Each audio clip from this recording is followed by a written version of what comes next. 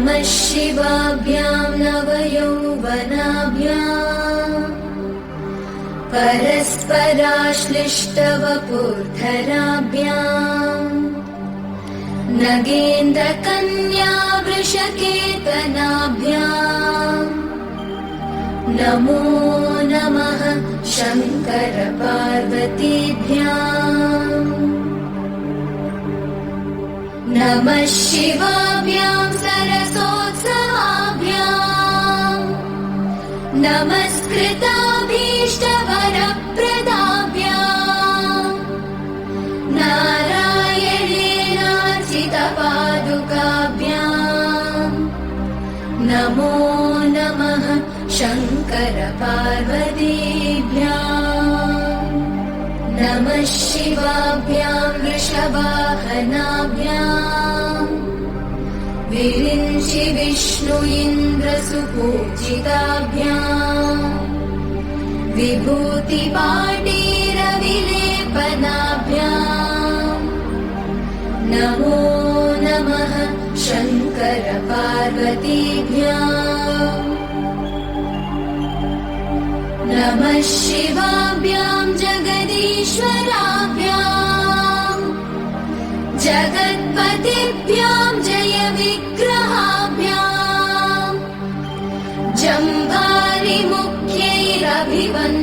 जम्भारिमुख्यैरभिवन्दिताभ्याम् नमो नमः शङ्कर पार्वतीभ्याम् नमः शिवाभ्यां परमौषधाभ्याम् पञ्चाक्षरी पञ्जररञ्जिताभ्याम् प्रपञ्च सृष्टिस्थितिसंहृताभ्याम् नमो नमः शङ्कर पार्वतीभ्याम् नमः शिवाभ्याम् अतिसुन्दराभ्याम्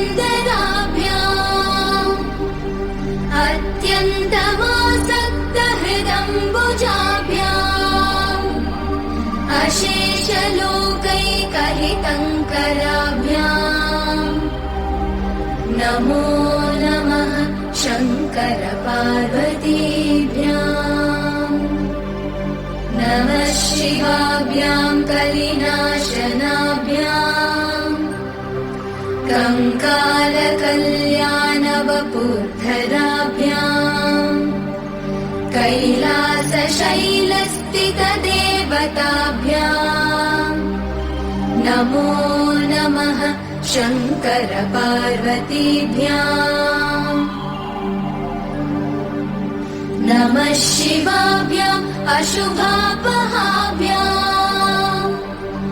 अशेषलोकैकविशेषिताभ्याम्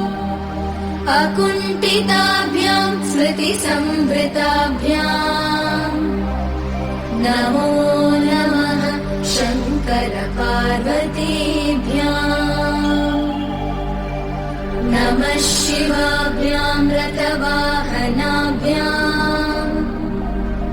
रवीन्द्रवैश्वानरलोचनाभ्याम्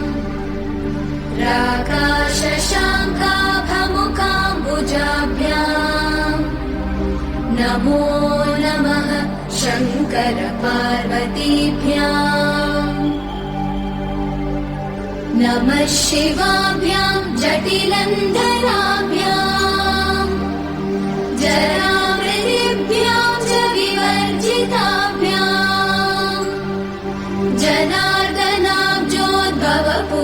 जनार्दनाब्जोद्भवपूजिताभ्याम् नमो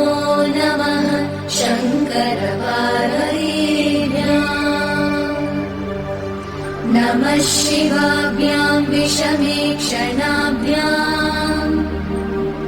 बिल्वच्चदामल्लिकदामभृद्भ्याम्